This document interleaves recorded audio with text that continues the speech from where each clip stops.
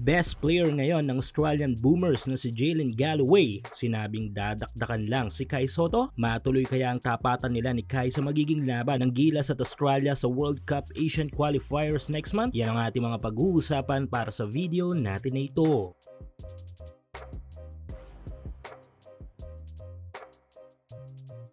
So sa susunod na buwan ay balik aksyon na ang ating national team na Gilas Pilipinas para nga yan sa second window ng FIBA World Cup Asian Qualifiers. Pero alam nating lahat na hindi magiging madali ang window na ito tulad na naging unang dalawang laban natin sa first window. Dahil ang mga makakasagupa lang naman natin dito ay ang dalawang may kukonsiderang pinakamalakas na kupunan sa Asia, ang national team ng New Zealand at ang national team ng Australia. Palagay ko deserve naman ng Tall Blacks at Boomers ang tawaging halimaw na kupunan sa Asia dahil kahit sinong Asian team sa FIBA ay hirap makasulat ng panalo sa dalawang ito. Though yes, na-upset din sila pero madalas ay nakakabawi sila sa susunod na mga paghaharap. Imagine niyo na lang kung gaano sila kalakas gamit ang paglalarawan natin na yan. Pero syempre, hindi ibig sabihin nito ay zero chances na tayo na manalo sa dalawang ito sa second window. Tulad nga ng kasabihan natin mga Pinoy sa basketball ay bilog ang bola. Meaning, lahat ay pwedeng mangyari hanggat di pa tumutunog ang final buzzer. At kung muling makompleto ang ating mga key players sa ating naging stint noon sa Latvia at idagdag pa natin ang mga bagong pasok ng mga manlalaro ay tiyak na may laban-laban tayo dito sa Tall Blacks at Boomers. Syempre numero 1 na nga dyan ay si Kai Sotto na may kukonsiderang main man natin sa team aside kay Justin Brownlee. Tulad kasi ni JB ay almost all around ang tulong na naibibigay ni Kai sa ating team. Mula sa depensa, opensa at minsan ay nagsiset din ng tone ng ilang mga plays. Kaya random natin talaga ang kawalan ni Kai ng mahigit isang taong itong hindi naglaro sa Gilas. Pero ngayon ay lumilinaw na ang pagbabalik ni Kai sa game at may paglinaw na rin ang ating solidong lineup sa second window ng World Cup Qualifiers. Pero wala pa man maliban sa pagbalik sa taas na posisyon ng Gilas ay may isang individual na hamon nakakaharapin agad si Kai sa magiging laban natin kontra sa Australia. Ito nga yung best player ngayon ng Boomers na si Jalen Galloway. Para sa mga hindi pa nakakala, may naging teammate ni Kai ang 6'6" FIBA Asia Cup MVP na ito sa The Skill Factory noon sa Amerika. At bago pa mag-part ways ang kanilang mga landas patungo sa kanilang mga pro basketball journey ay nagkaroon tayo ng tsansa na makausap itong si Galloway. Taong 2021 ito kung sana'y sabay silang lalaro ni Kai sa NBL. Si Kai ay sa Adelaide habang si Galloway naman ay sa Sydney Kings. Dito ay tinanong natin kung ano magiging mensahe nito kay Kai kapag nagkaharap sila at ito nga ang naging response ni Galloway dito.